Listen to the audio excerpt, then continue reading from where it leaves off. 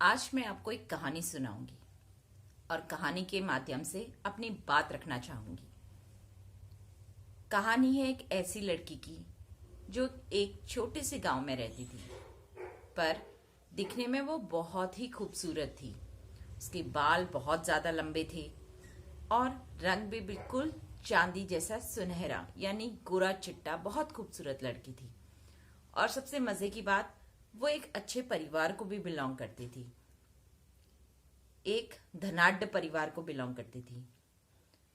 पर जब उस लड़की की शादी की बात चली तो उसके लिए बहुत अच्छे अच्छे और बड़े बड़े योद्धाओं के, बड़े बड़े वीरों के प्रपोजल आने लगे। देखते देखते एक दिन उसकी जो सुंदरता की चर्चा थी वहां के राजमहल तक पहुंची और राजा ने अपने पुत्र के लिए उसका रिश्ता भेजा। यह देखकर जो कुछ जलने चिढ़ने वाले लोग होते हैं उनको पसंद नहीं आया और उन्होंने शुरू कर दी उस लड़की की बुराई। धीरे धीरे उन्होंने कुछ गलत सलत, कुछ अपशब्द, कुछ उसके चरित्र के बारे में, कुछ उसकी आदतों के बारे में धीरे धीरे ये बात गांव में फैलानी शुरू कर दी। एक कान से दूसरे कान ये बात पहुंची, दूसरे से तीसरे, तीसरे से पहुंचते पहुंचते वो राजमहल तक पहुंच गई।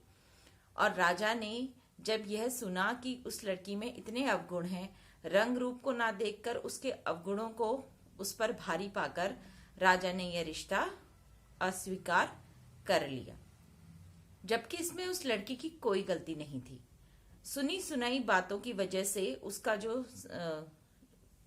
रिश्ता था वो टूट गया।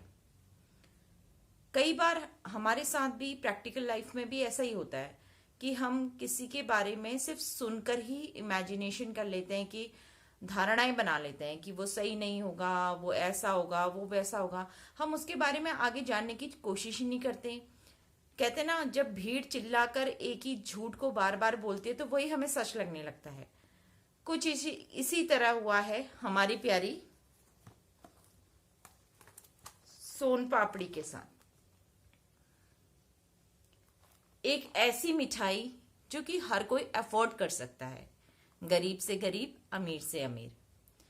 इस मिठाई की खासियत यह है कि यह बहुत जल्दी खराब नहीं होती है। मैंने अगर इसे परचेस किया है तो मैं 1 महीने के बाद भी अपने किसी बिलवर को इसे दे दूं तो उसकी सेहत खराब नहीं होगी। वहीं अगर मैं फ्रेश मिठाई भी दुकान से परचेस करती हूँ तो वो भी 2 या 3 दिन के बाद खराब हो जाती है, क्योंकि उसमें खोया इस्तेमाल होता है, जो कि उसकी टेंडेंसी है कि आपका 2-3 दिन के बाद वो खराब होना ही होना है। दिवाली, दशहरा या फिर कभी भी कोई अच्छे बड़े फंक्शन आते हैं, अगर हम सोन पापड़ी इधर से उधर देते हैं तो इसके ऊपर इसकी मतलब अवहेलना सी की जाती है कि आप क्यों सोन पापड़ी के बारे में बात कर रहे हैं। सोन पापड़ी की मतलब एक तरह से क्रिटिसाइज करना शुरू कर दिया है सोन पापड़ी को, जबकि ये सबसे सेफ मिठाई है। मैं ये नहीं कह रही हूँ कि आप हर समय सोन पापड़ी डिलीवर करें या ये दें। ये ऐसी मिठाई है कि हम स्टोर रख करके जब ये दिवाली के 1 महीने बाद भी इसे खाएंगे तो उसका फ्लेवर, उसका स्वाद में कोई डिफरेंस नहीं आने वाला और ना ये हमारी सेहत को खराब करने वाला है। हर चीज, जो चीज हमें मार्केट में ना इजीली अवेलेबल हो जाती है, जो एक गरीब आदमी तक पहुंचने इजीली रीचेबल हो जाती है, वो चीज खराब हो जाती है। मतलब उस चीज के मीम्स बनने शुरू हो जाते हैं, उसके बारे में गलत बातें शुरू हो जाती है। उसके लिए एक कहा जाता है कि अरे वाह, सोन पापड़ी का डब्बा इधर से उधर, उधर से इधर, उधर से इधर। कभी खोल के उसे चख के देखिए, कितनी स्वादिष्ट होती है। उसका अलग फ्लेवर है। जैसे गुलाब जामुन, रसगुल्ले का कोई तोड़ नहीं, जैसे बर्फी से कोई जोड़ नहीं, वैसे सोन पापड़ी से हमें इतनी निराशा, इतना अवहेलना क्यों इसकी, जबकि इसको जीभ पर रखते ही देखिए कैसे ये घुल मिल जाती है, बिल्कुल ऐसे स्वाद से भर जाती है कि पूछिए मत। कहा जाता है ना कि अगर आप किसी को हरा ना सको तो उसका अपमान करो, उसके बारे में गलत बातें करो ताकि वो हार जाए, दुनिया उसे हरा दे।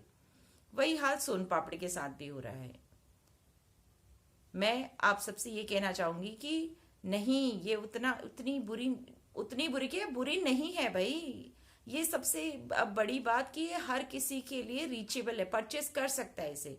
तो जो चीज को हर इंसान परचेस कर सकता है, गरीब से गरीब, अमीर से अमीर, हर कोई परचेस कर सकता है, वो खराब कैसे हो सकती है? और सबसे बड़ी बात, लंबे टाइम तक हम इसे रख कर यूज कर सकते हैं और हमारी सेहत से भी खिलवाड़ नहीं होता है।